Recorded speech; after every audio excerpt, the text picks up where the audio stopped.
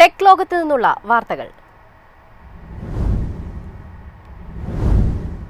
വെറും ടെലിവിഷൻ അല്ല, home theatre അനുഭവം നൽകുന്ന മിനി LED TV സീരീസുമായി തോംസൺ.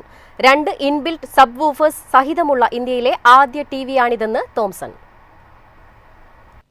ഫ്രഞ്ച് കൺസ്യൂമർ ഇലക്ട്രോണിക്സ് ബ്രാൻഡായ തോംസൺ ഇന്ത്യയിൽ പുതിയ മിനി LED TV സീരീസ് പുറത്തിറക്കി. 65-75 ഇഞ്ച് വലിപ്പത്തിലുള്ള ടെലിവിഷൻ സെറ്റുകളാണ് തോംസൺ അവതരിപ്പിച്ചത്. 2 ഇൻബിൽറ്റ് സബ് വൂഫേഴ്സ് സഹിതമുള്ള ഇന്ത്യയിലെ ആദ്യ ടിവിയാണിതെന്ന് തോംസൺ അവകാശപ്പെടുന്നു. പ്രീമിയം മെറ്റാലിക് ബോഡി ഡിസൈനിൽ മികച്ച ശബ്ദവും ദൃശ്യവും നൽകുന്ന LED TV എന്ന അവകാശവാദത്തോടെയാണ് തോംസൺ മിനി LED ശ്രേണി ഇന്ത്യയിൽ അവതരിപ്പിച്ചിരിക്കുന്നത്.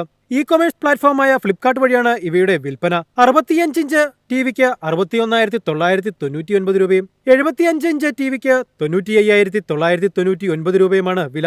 News desk Myfin TV. Tesla car ഇന്ത്യയിലും നേരിട്ട് വീട്ടിലെത്തിച്ചു നൽകും. എന്നാൽ ചില നഗരങ്ങളിൽ മാത്രമാണ് ഈ സൗകര്യം. ടെസ്ലയുടെ ഇന്ത്യയിലെ ആദ്യത്തെ മോഡൽ Y 67,89,000 രൂപയ്ക്കാണ് വിൽക്കുന്നത്. ഉപഭോക്താക്കൾക്ക് നേരിട്ട് വീട്ടിലേക്ക് കാർ എത്തിച്ചു കൊടുക്കുന്ന ടെസ്ലയുടെ രീതി തന്നെയാണ് അവർ ഇന്ത്യയിലും പിന്തുടരുന്നത്.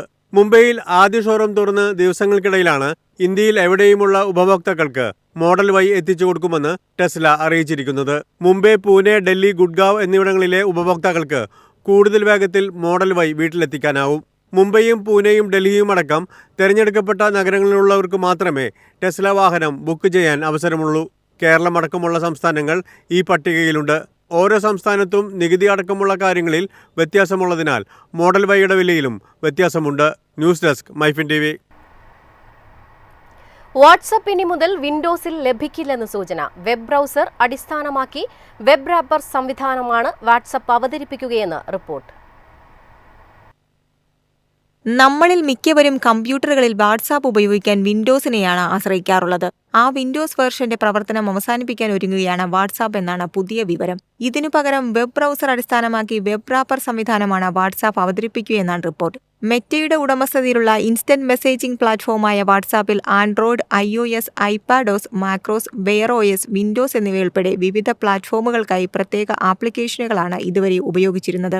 ഇതിന് ഒരു മാറ്റം വരുത്താനാണ് മെറ്റ ഇപ്പോൾ നേറ്റീവ് വിൻഡോസ് ആപ്പ് ഉപയോഗിച്ച് വെബ് റാപ്പർ സംവിധാനത്തിലേക്ക് വാട്സാപ്പ് തിരിയുന്നത് എന്നാണ് റിപ്പോർട്ട്. മൈക്രോസോഫ്റ്റ് സ്റ്റോറിൽ ഡൗൺലോഡ് ചെയ്യാൻ കഴിയുന്ന ആപ്പിന്റെ നിലവിലെ പതിപ്പിൽ നിന്ന് ഇതുവരെ വ്യത്യസ്തമായിരിക്കും പുതിയ വാട്സാപ്പ് വെബ് റാപ്പർ പതിപ്പ്. വാട്സാപ്പ് ഇനി മുതൽ വെബ് റാപ്പർ സാങ്കേതികവിദ്യ ഉപയോഗിച്ചായിരിക്കും വിൻഡോസ് കമ്പ്യൂട്ടറുകളിൽ ലഭ്യമാവുക. ഒരു ആപ്ലിക്കേഷനായി പ്രവർത്തിക്കുന്നതിന് പകരം വാട്സാപ്പ് വെബ് ബ്രൗസർ വഴി പ്രവർത്തിക്കുന്ന സംവിധാനമാണിത്. ഈ മാറ്റം കുറേയേറെ ഉപഭോക്താക്കളെ ബാധിക്കുകയും നിലവിലെ വിൻഡോസ് ആപ്പ് ഉപയോക്താക്കൾക്ക് ലഭ്യമായിക്കൊണ്ടിരിക്കുന്ന ഫീച്ചറുകൾ നഷ്ടമാകുമോ എന്ന ആശങ്കയും ഉയർത്തുന്നുണ്ട്. നിലവിലെ വിൻഡോസ് ആപ്പിനേക്കാൾ 30% വരെ കൂടുതൽ റാം പുതിയ വെബ് വെർഷന് വേണ്ടിവരും എന്നാണ് ആദ്യ പോരായ്മ. ഒപ്പം തന്നെ വെബ് വെർഷൻ ഡെസ്ക്ടോപ്പ് ആപ്പിനേക്കാൾ വേഗം കുറഞ്ഞതാകാനും സാധ്യതയുണ്ട്. ബ്രൗസറിൽ പ്രവർത്തിക്കുമ്പോൾ റെൻഡറിംഗ്, GPU, നെറ്റ്വർക്കിംഗ് തുടങ്ങി നിരവധി സബ് പ്രോസസ്സുകൾ ഒരേ സമയം പ്രവർത്തിക്കേണ്ടി വരും. ഇത് കമ്പ്യൂട്ടറിന്റെ സ്പീഡിനെ കാര്യമായി ബാധിക്കും. വ്യത്യസ്തമായ രീതിയിലായിരിക്കും വെബ് റാപ്പറിൽ നിന്നുള്ള നോട്ടിഫിക്കേഷനുകൾ ഉപഭോക്താക്കളിൽ എത്തുക. News desk Myfin TV. ISROയും അമേരിക്കൻ ബഹിരാകാശ സ്ഥാപനമായ നാസയും സംയുക്തമായി നടത്തുന്ന ആദ്യ ഉപഗ്രഹ വിക്ഷേപണമായ നിസാർ ഭ്രമണപഥത്തിലേക്ക് ജൂലൈ 30 ശ്രീഹരിക്കോട്ടയിലെ സതീഷ് ധവാൻ ബഹിരാകാശ കേന്ദ്രത്തിൽ നിന്നും ഭൗമ നിരീക്ഷണ ഉപഗ്രഹം വിക്ഷേപിക്കും.